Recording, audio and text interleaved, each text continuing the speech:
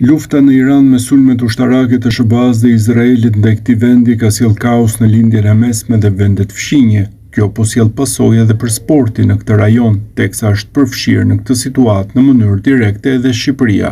FSHF kishte planifikuar 2 miqësore me përfaqësuesen U21 në Antalya të Turqisë ndaj Japonisë dhe SBA-s më 27 dhe 30 mars, por tashmë amerikanët janë tërhequr duke njoftuar zyrtarisht se për çështje sigurie nuk do të mund të luajnë në Turqi këtë duel që ishte historik si i pari mes dy vendeve.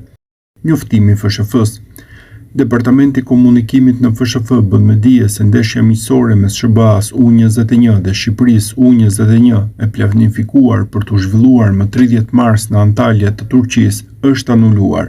Federata Amerikane e Futbollit ka njoftuar Federatën Shqiptare të Futbollit se për shkak të situatës së krijuar në lindjen e mesme dhe për çështje sigurie, ka vendosur të mos udhëtojë drejt Turqisë duke bërë të pamundur zhvillimin e kësaj ndeshjeje miqësore, ndërkohë FSHF po shqyrton mundësinë për të gjetur një kundërshtar tjetër për kombëtaren U21 për të zhvilluar një ndeshje miqësore në të njëjtën datë, më 30 mars.